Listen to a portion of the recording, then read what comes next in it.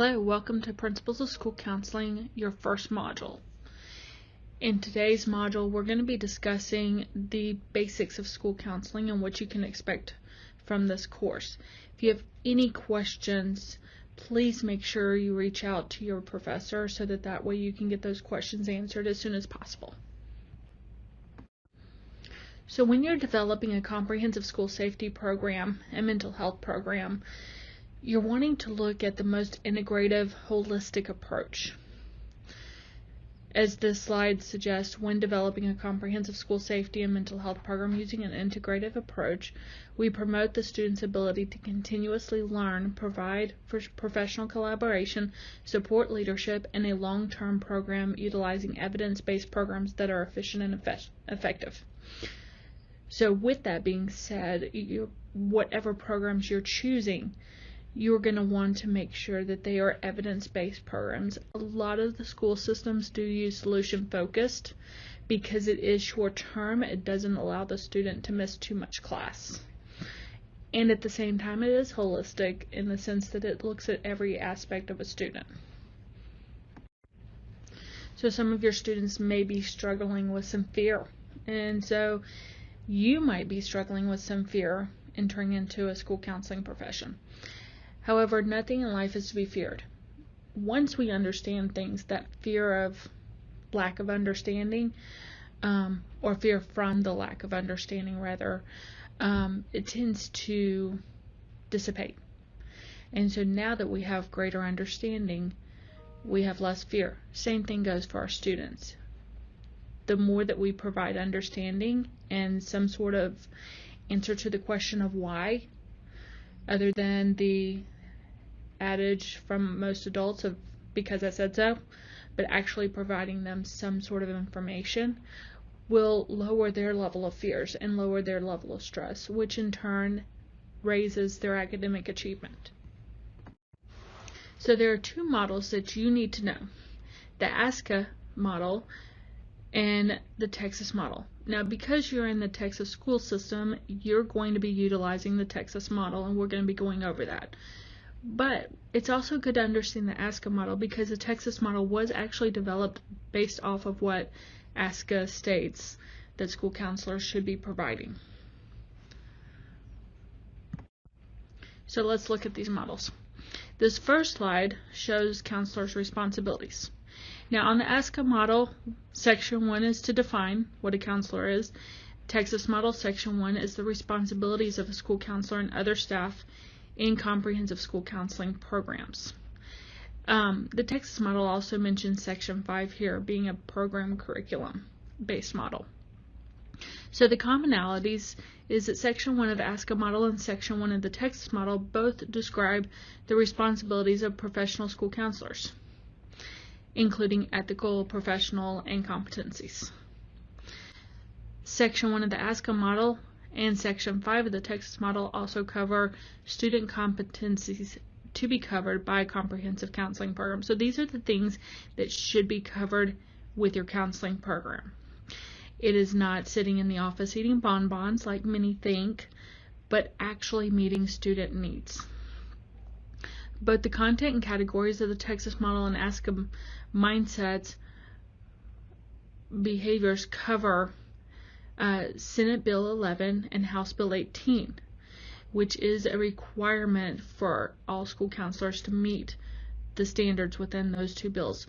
Just for your information, those standards were developed shortly after the Santa Fe shooting in 2018. And that really started solidifying Texas Model. Now, don't get me wrong, the Texas Model was actually already being developed, but it was solidified, probably given a lot more credence after the Santa Fe shooting happened in 2018. Now on this page, Eska Model is looking at Section 2, managing the program, where Texas Model is calling Section 2 program implementation cycle, and it's also looking at Section 3, which is the foundational components. Section 2 of the Eska Model and Section 2 and 3 of the Texas Model both cover foundational aspects of a comprehensive counseling model. what we're looking at here are program mission, the vision for your model, how you're going to meet student needs effectively, essentially, organizing, planning, designing, implementing. What mission statement are you going to have?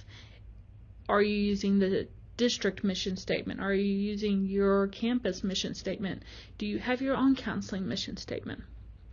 Your program definition, your program rationale, assumptions, how you're going to enact, and how you're going to evaluate the program.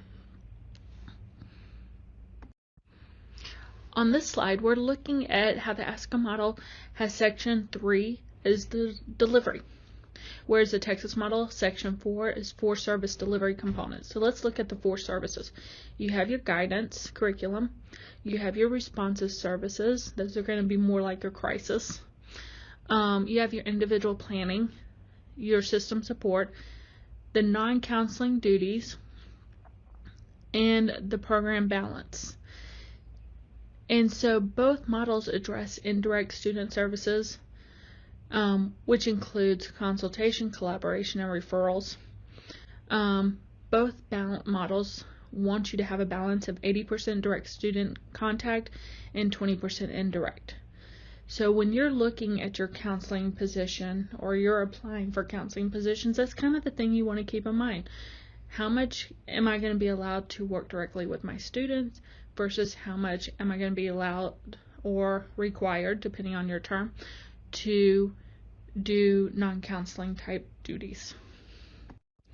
And the final slide here is section 4, where you assess in the counseling in the Eska model, and section 3, where we're looking at foundational components. Again, going back to mission statement, program definition, program rationale, program assumptions, program goals, program evaluation. We have to understand how these are and we'll look at them through SMART goals. You also want to be able to evaluate these goals with an evaluation in mind. So that's also could be considered SMARTER goals, SMARTER goals, because you're also including the evaluation construct. Through evaluation, that determines whether or not your program can continue as is. In other words, how happy is your district with you? How happy is your administrator with you? How happy are the students at your campus? You know, it's more than just our supervisors being happy, but that we're meeting student needs and they feel like they're heard and they feel like they're supported. Okay, so on this slide, you have a video that explains the Eska model and Texas model in great detail. There is a little bit of talk at the beginning that you could probably scoot past, that she's just explaining who she is and some background information.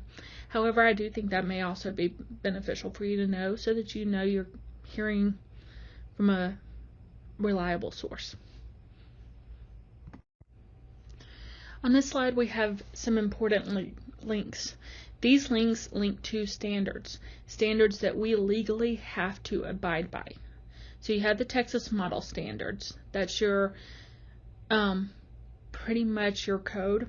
It's actually listed as one of your required textbooks because it is important for you to know and understand that, because the state of Texas requires you to implement the Texas model and implement it effectively. You will be evaluated based off of that from your administrators.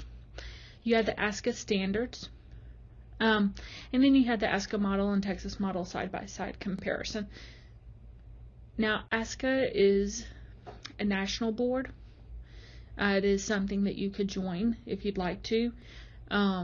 There's also the Texas School Counseling Association that also has some important information on there, should you decide to join that as well.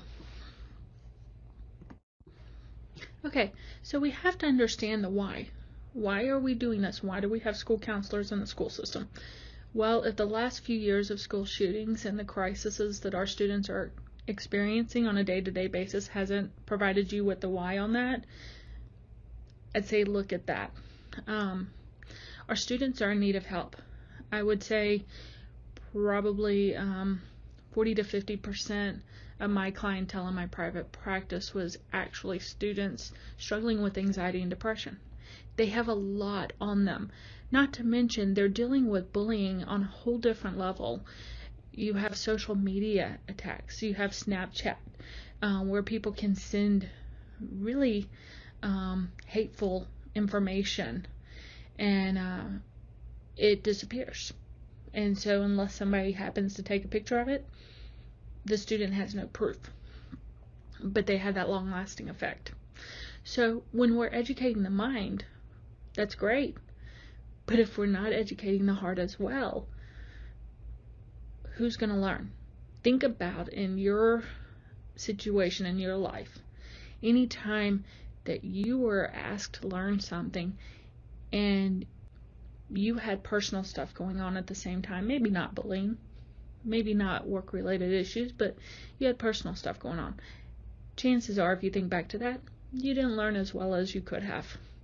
And that's with all of us. When we have other things going on in our lives that's taking over, it does affect our ability to learn.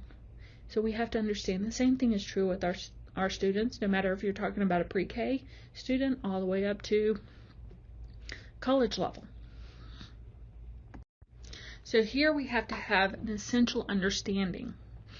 There is a need for unique opportunities.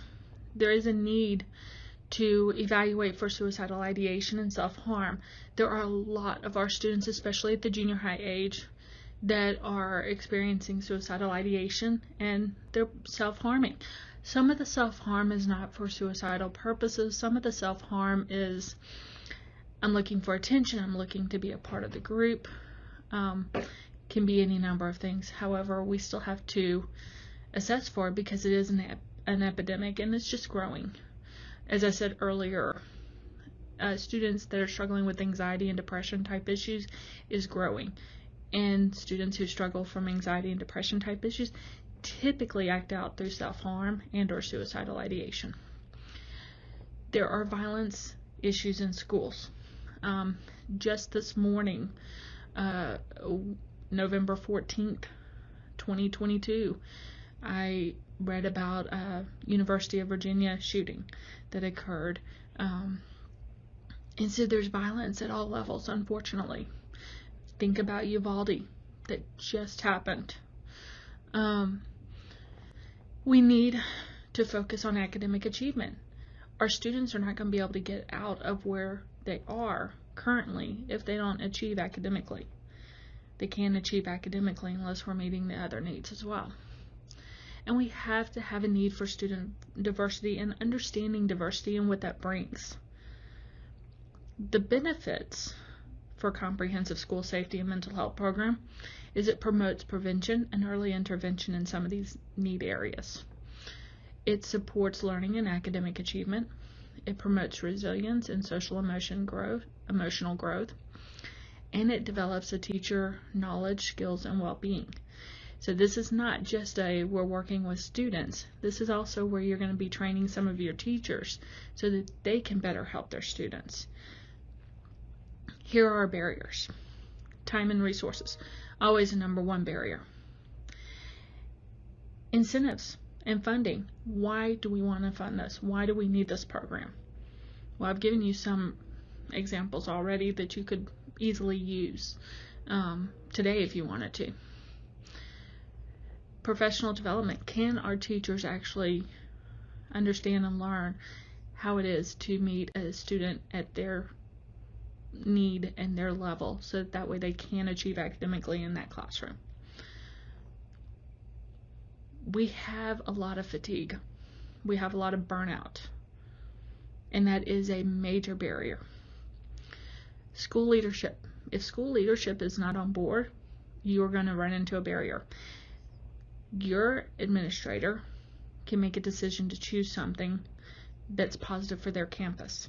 However, if the people above them don't see the reason for it, they don't have an incentive to back that up, well, then it's not going to go. And that is a reality. So it's understanding all of these little pieces play together. And there needs to be ongoing trainings. We can't train once and be like, okay, we're done. once and done. We have to have ongoing trainings in order to be proactive rather than reactive. Part of having a comprehensive school safety and mental health program is so that the school system can be proactive rather than reactive. Okay, so as I said earlier, certain things that can affect a comprehensive school safety plan. One thing is materials. You have to have a complete understanding and knowledge of the Texas Model for Comprehensive School Counseling Program and how that can be implemented at your campus. Then the other fact is equipment. Understanding that whatever you have access to can vary depending on your campus or your district. If you happen to work in a district or a campus that is from a higher SES, socioeconomic status, you may have access to a whole lot more. If you work at one that's lower SES, yet the likelihood of having access to certain things is going to be lower. You may have to request grants and things of that nature. Okay, so we're going to look at models. And the first step in looking at models is procedures. New programs and practices work best with a strong infrastructure to support them. We have to build the foundation. No foundation, no strong program, meaning it won't last. And chances are it's not going to help your professional career either.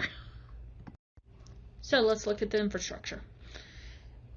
Your program needs to have some level of structure that is easy to follow. In other words, if somebody else were to come in and take over your program, let's say you changed campuses, or as some districts do, they changed you to a different campus, you need to have a structured program that's very clearly laid out, has very clear processes, where you have listed and provided the best resources possible. It needs to be organized, clearly defined, everything step by step laid out. It needs to be coordinated and the best delivery approach possible. The worst thing that you can do as a school counselor is decide to leave your campus or leave the school counseling field completely and not leave a solid infrastructure for the new person who's going to be taking over. And so sometimes when people decide to do that, they do that because they're mad at the administrator or they're mad at the district. But yet the poor school counselor that takes over has to basically rebuild all this. Now some of you might be fine with that because it's kind of like that control piece that, hey, I get to have control, I get to have my name on it. And if that's your thing, then you'll probably be fine no matter what.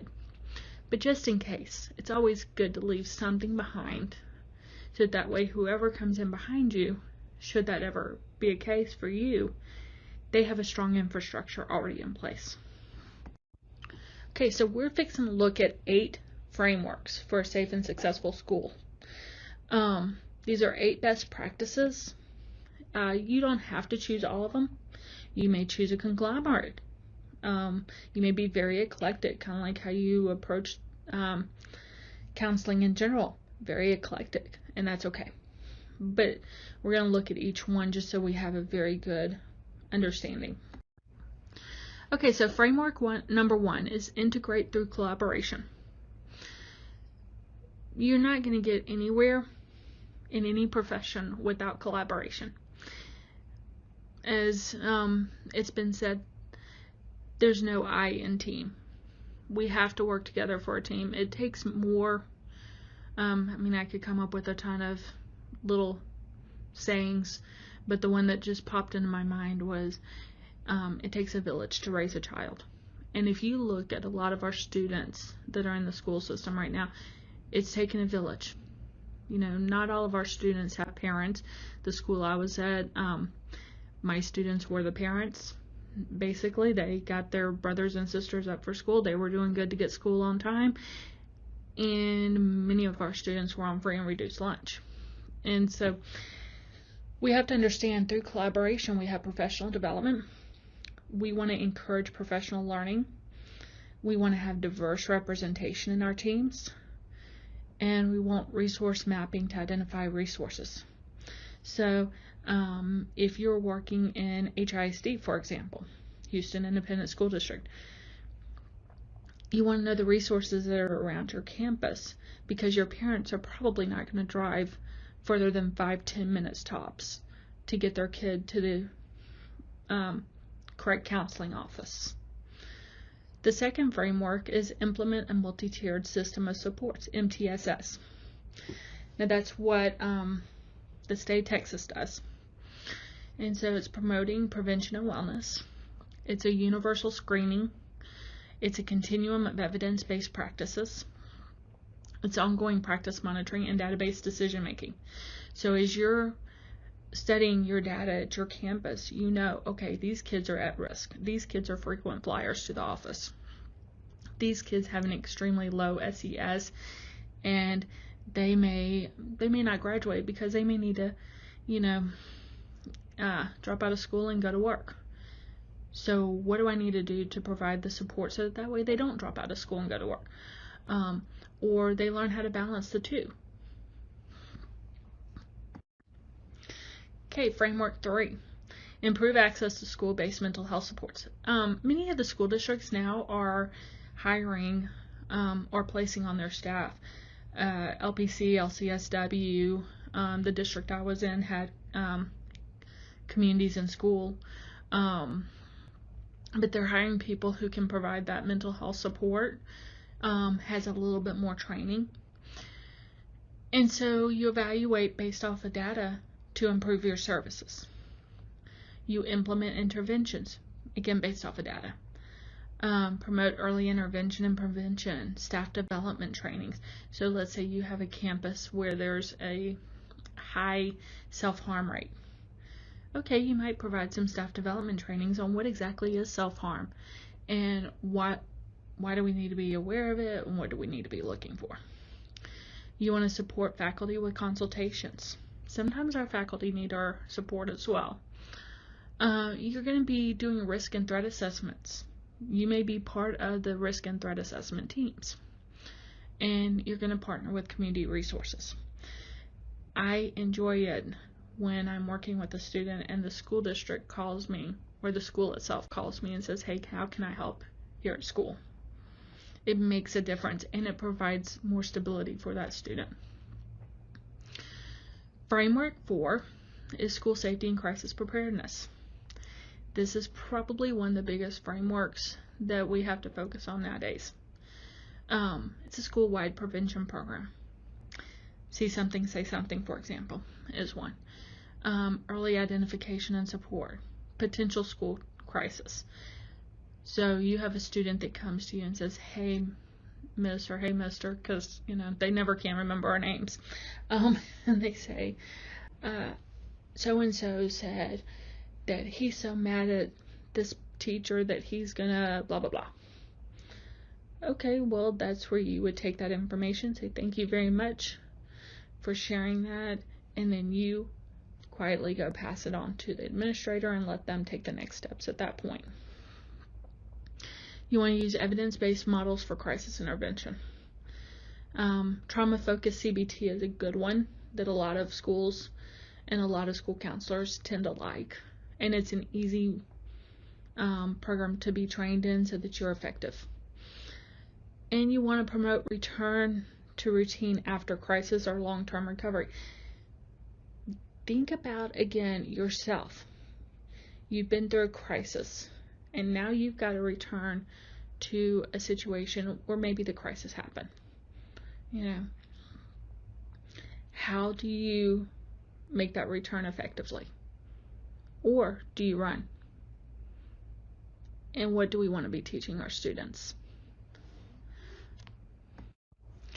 Okay, our next framework is going to be balance, physical, and psychological safety. You want to make sure that your campus is safe using crime prevention programs, monitoring potential threats, and knowing how to act quickly, concisely, and as in control as you possibly are able to. You want to have a campus that's mutually respectful. So the community is appreciated. Students are appreciated. Again, even if they're pre-K, they're appreciated. And their families are appreciated. Even if it's the family that calls you every day to ask you, if Johnny's behaving himself. That family member's appreciated. That you provide a stigma-free access to mental health care. You help normalize the need for assistance. And you provide a safe place. So one of the things that I did as a school counselor, I had a couple of students that just needed a place to just come and write. They didn't want to talk. They certainly did not want my responses on things. So what I had them do is I had them bring a notebook. And that notebook stayed in my office. My clerk had a key to my office, so if I wasn't there, they could still do this. And there were 2 or 3 students they could come down at any time, get their notebook, write, put their notebook back up, and go.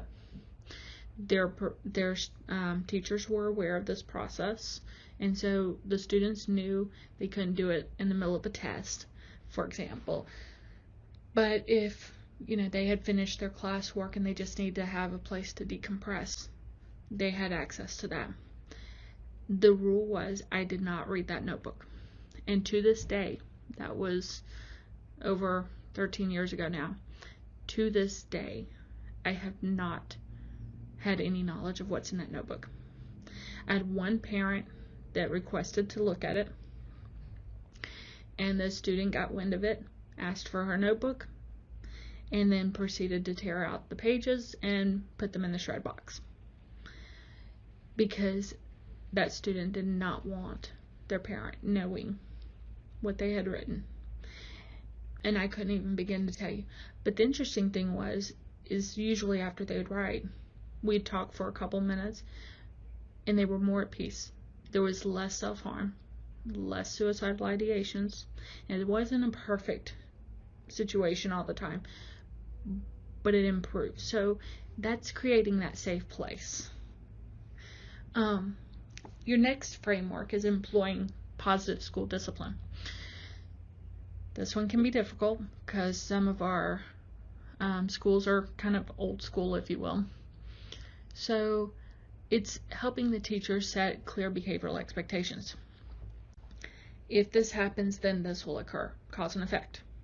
Students should be allowed to understand what's going to happen if they do this. It's kind of, if you have a child, you probably have done this with your child. So and so, if you do that one more time, this is what's going to happen. So you give them that one fair warning, but then if they do it again, then the consequence follows through. It's helping teachers understand that, so that way students can learn skills that they need to learn as adults. And they have that little wiggle room to make a mistake, but yet also understanding the consequences if they continue acting in such a manner. Equality has to be applied to all students. So what you do for Johnny, you have to do for Susie. You can't pick and choose. Yes, there is a level where you say, okay, I can see in this case there's a little bit of grace that can be applied. And yes, you want to apply grace where you can. But make sure if you apply grace, because, Susie had a rough time that morning at home. Okay, well, if little Johnny had a rough time at home too, then Johnny should get that grace as well. So just make sure you're consistent and helping your teachers to be consistent. You want to be culturally responsive. What is appropriate for one cultural or ethnic group is not going to be appropriate for somebody else. So you want to be culturally responsive. You want to, there used to be a saying of, I don't see color, everybody's the same. Well, that can be seen as very disrespectful to others. And so it's understanding that, yes, we all have our differences. And we want to understand and respect each other's differences. This was pre me being in a school counseling role. But I was teaching history class. It was 5th grade. And our team lead asked if he could put up some pictures for African American Month, or Black History Month, I'm sorry. And so I said, yeah, sure, not a problem. He kind of looked at me like I'd lost my mind. I didn't understand. I said, okay, let's talk. We talked. We chatted about things. I learned so much that day. And he learned some things about me as well. Why? Because we're culturally responsive. We're taking time to learn about each other's differences. And not going based off of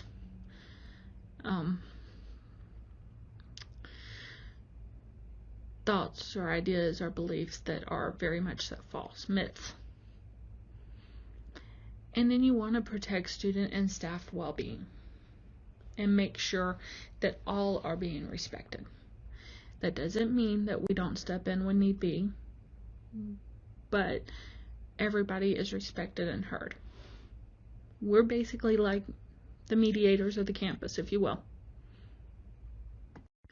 Okay, these are the last 2 frameworks. So to allow for the consideration of content, you want to assess the infrastructure. You want to make sure that what you are setting up is going to actually be useful and workable. So that means looking at data. Also assessing school climate. Also looking at data. What is the data telling you? If a student was at risk at the beginning of the school year and you've set up this awesome framework and counseling comprehensive program and you reassess mid-year, right before Christmas break or right after Christmas break, and that student is no longer qualifying for at risk, you're doing your job well. If they are still qualifying for at risk, then that's where you have to go back and look at, okay, what can be adjusted? If anything, there are some things that are out of our control. But it's always keeping an eye on that process. And then the last one is recognize improvement takes time and patience. Guys, this is not going to be an overnight thing. We didn't get to where we are today overnight. We're not going to get our schools to where they should be, which is safe and secure, overnight. It is a process, and it is going to take each and every one of us working together in order to reach that goal. And understanding your school might be a little bit difficult to change. Also understanding that if you throw everything, including the kitchen sink, at your campus and expect them to take it all in and do changes, it's not going to happen. But if you implement goals gradually, like one goal every 6 weeks, you have a better chance of those goals lasting and building that stronger infrastructure. And then finally, do not do frequent program changes. If you want to undermine your integrity in your profession quickly, change the program all the time. When we don't know what the program is offering, or you're talking to somebody over here and you get one thing, and then you talk to somebody over on the other side and left hand doesn't know what the right hand is doing, guess what? It undermines integrity. So I'm sure you've all seen that and experienced that and knows that to be true. And so learn from that so that you don't undermine your own integrity. You've worked way too hard for this degree to do that. Okay, so this week's assignments. You're going to show mastery and understanding of your first reading, instruction, and other materials. So how does that look? You have chapter notes. So in your discussion board, you're going to complete the following task. By Wednesday, you're going to post your chapter notes from this week's reading. And this is going to be a fairly regular assignment here, so just keep this in mind for future weeks. And your chapter notes should be comprehensive. It should be enough to where it helps you with your project and your papers at the end of the semester. You're going to respond to your classmates by Sunday. And so I'm not specifying how many times you need to respond. Yes, I would like at least 2 responses. But what I'm really looking for is a good discussion, because again, you guys are all going for the same degree. You need networking. You need to have those people who you can go to and be like, hey, I'm not sure that I totally get this, or I'm not sure how to handle this situation that I'm facing. And so this is, discussion board posts are not the most enjoyable assignment, but it helps start building those networking opportunities, especially as an online student. Then you're going to have an interview project. You're going to find a current school counselor and schedule an interview. This week, you're only developing the questions that you want answers to based off of your reading. Or maybe it's not based totally off of your reading. Maybe majority of the questions are, but then you have some that you're like, I wonder. Maybe after something that you've heard me say, you're kind of wondering more questions. So this week, you're just developing the questions. The paper is going to be due later, but just the questions. Get the basics. And then your final project.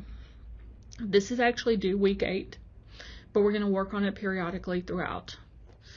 You're going to begin forming your own comprehensive school counseling program. So thinking about the frameworks you learned about today. What are you going to use? Will you integrate the frameworks? How do you plan on gaining support from those around you? Maybe do you plan on using grants? Maybe you will be working in a low SES campus, and so you'll need to use grants. Or maybe you're in a high SES campus, but the parents are not in agreement to what you want to do, and so again, you have to apply for grants. So thinking through all those. This project will be presented toward the end of the 8 weeks, so we'll get into that a little bit more as we get closer to it. This week, you're just beginning the foundations, just kind of like what we talked about today, foundations of building your program. This week, building the foundation so that way you can be successful on your later assignments. Okay, and this is just some key information. So when we talk about school safety, what do we mean? According to the text, school attributes that constitute the condition and perception of physical and psychological safety such that students, educators, families, and members of the school community functions in a secure learning environment that is reasonably free from fear of harm or disruption. So your goal when you're looking at a school safety plan is, how can I make sure that everybody who works here, everybody who comes in here, everybody who is a student here feels safe and secure. And that means safe from emotional, mental, physical, sexual abuse. And the mental health is from the World Health Organization, a state of well-being in which individuals realize their own abilities, cope with normal life stressors, work productively, and can contribute to their community. So that doesn't mean that these are people that, those students or those adults who have their mental health together can do all this 100% of the time. None of us are perfect this side of heaven. We're looking for, 80, 85%, maybe even as much as 90% of their life, they feel like they've got a pretty good grasp on their life. Every once in a while there's something that kind of makes them feel like the rug's been pulled out from underneath them. But for the most part, they feel like they got a pretty good grasp. And this is what we're looking for when we're looking for solid, good, strong mental health. Thank you guys for listening. I've enjoyed this. Again, if you have any questions, please do not hesitate to reach out, and me or your professor, whichever the case may be, will be glad to answer that. Have a blessed week.